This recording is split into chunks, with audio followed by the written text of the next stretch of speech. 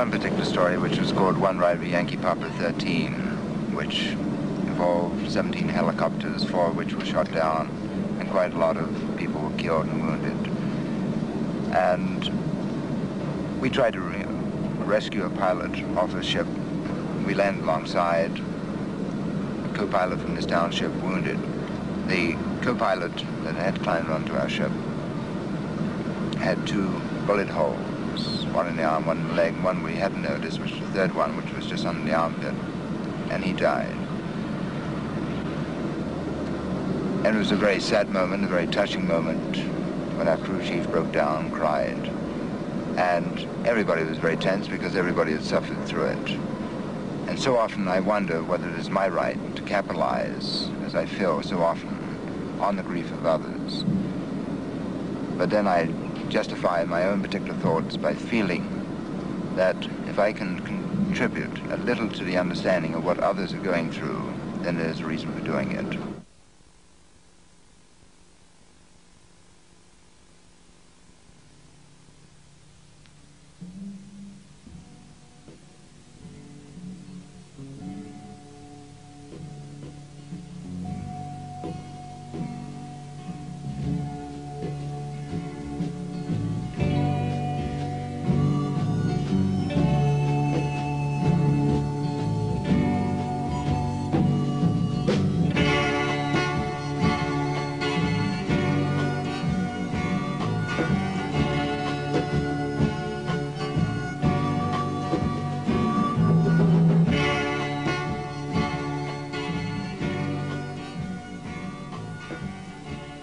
His images are absolutely unforgettable. I can recall one in particular, a white Marine slumped to the ground in the mud, in the mire, and there's a wounded black soldier reaching forward to grasp him.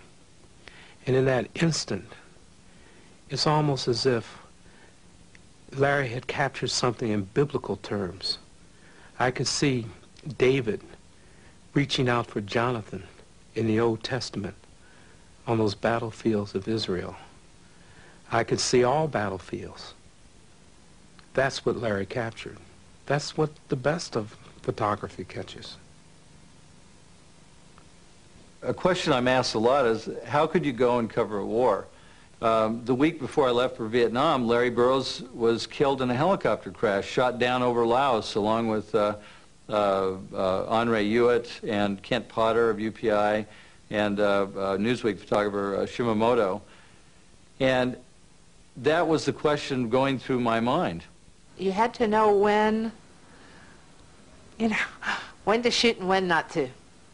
Because it was more important to come back the next day, because they were still going to be killing each other the next day. That's one thing about a war. You know, if you miss the shot on Monday, they'll be out there killing each other again on Tuesday.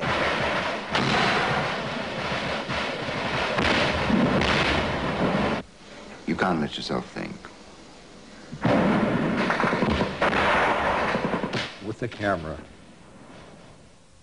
there's this invisible steel shield. It's about 6 foot thick and about 6 foot wide. And when the bullets come, they're going to get that GI over there. They're going to get that GI over there, but they're not going to get me because I have that little 35 millimeter camera. It's all up here because what you do is you concentrate on exactly on what you're doing and you do it.